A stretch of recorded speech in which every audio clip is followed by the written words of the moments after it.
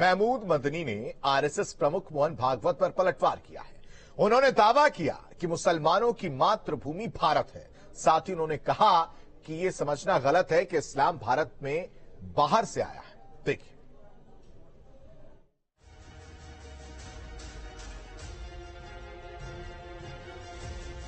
RSS पर महमूद मदनी का पलटवार।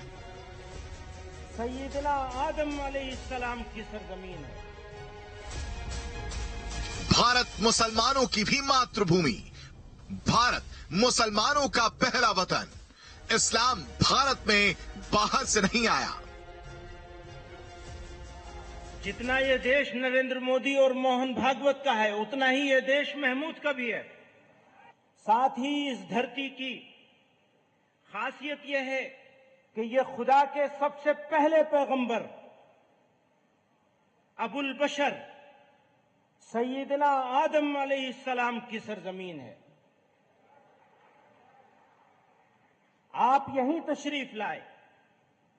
यह धरती इस्लाम की जाए पैदाइश है। यह मुसलमानों का पहला वतन है। इसलिए यह कहना, यह समझना और यह बोलना कि इस्लाम बाहर से आया हुआ कोई मजहब है, यह सरासर गलत और तारीखी एतबार से बेबुनियाद है।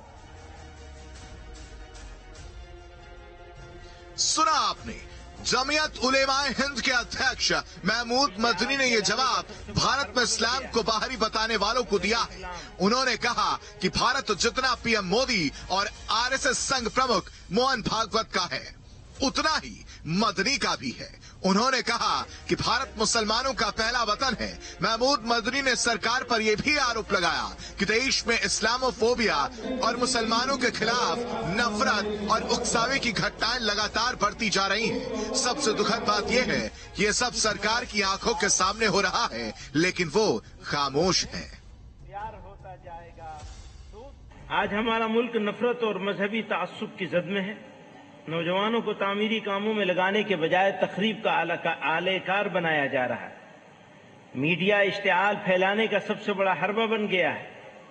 मजहब इस्लाम, इस्लामी तहजीब और कल्चर, बिलखुसूस सरवर कायनात आकाए नामदार ताजदार मदीना सल्लल्लाहु अलैहि वसल्लम के खिलाफ बेहुदा और बेबुनियाद प्रोपेगेंडे की मुहिम पूरे शबाब पर है। इससे पहले आरएसएस प्रमुख मोहन भागवत ने सभी वर्गों के लोगों को देश की बेहतरी के लिए सामूहिक रूप से काम करने की अपील की थी। उन्होंने कहा था कि भारत को विश्व गुरु बनाने के लिए देश में सभी लोगों को सामूहिक रूप से काम करना होगा।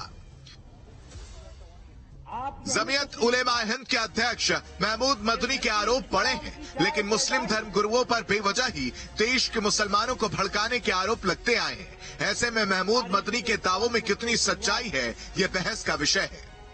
Team news state.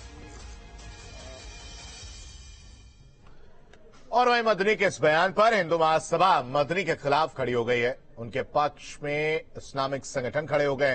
Hindu Mahasabha के राष्ट्रीय अध्यक्ष शिशिर चौबे ने कहा कि सबसे पहले वेद थे, पुराण थे, उपनिषद थे, राम थे, रामायण थी, गीता थी, प्रभु श्री कृष्ण थे। मदनी जी अपनी सोच को बदलिए। वहीं मौलाना सुफियान निजामी मदनी का बातों का समर्थन करते हुए नजर आ रहे हैं। मौलाना मदनी के बयान के जवाब में हिंदू महासभा का कहना है, कुरान, अल्लाह, पैगंबर, मस्जिद, दरगाहों, मजारों से पहले कौन था? वेद थे, पुराण थे, उपनिषद थी, रामायण थी, गीता थी, प्रभु श्री राम थे, प्रभु श्री कृष्ण महादेव थे, ये सब थे। और मात्र 1400 साल पहले ना इस्लाम को मानने वाले लोग थे, ना इस्लाम था। तो आपको मैं बताना चाहता हूँ, मदनी जी अपनी इस सोच को बदलिए और आधुनिक शिक्षा को ग्रहण करिए। जिस प्रकार से देश में आधुनिक शिक्षा की चर्चा चल रही है, आपको देखिए कि अरब से जो आया हुआ इस्लाम, वो इस्लाम जो 7वीं सदी में आया, उसको ये बताते हैं कि भारत से इस्लाम पैदा हुआ। तो इनको सोचना होगा, समझना होगा। एक नफरत फैलाने वाली बात कभी सनातन नहीं करता है। नमाज पढ़ते हुए अन्य फिरकों के लोगों को नमाज पढ़ते वक्त गर्दनें काट देना हम नहीं सिखाते, इस्लाम सिखाता है।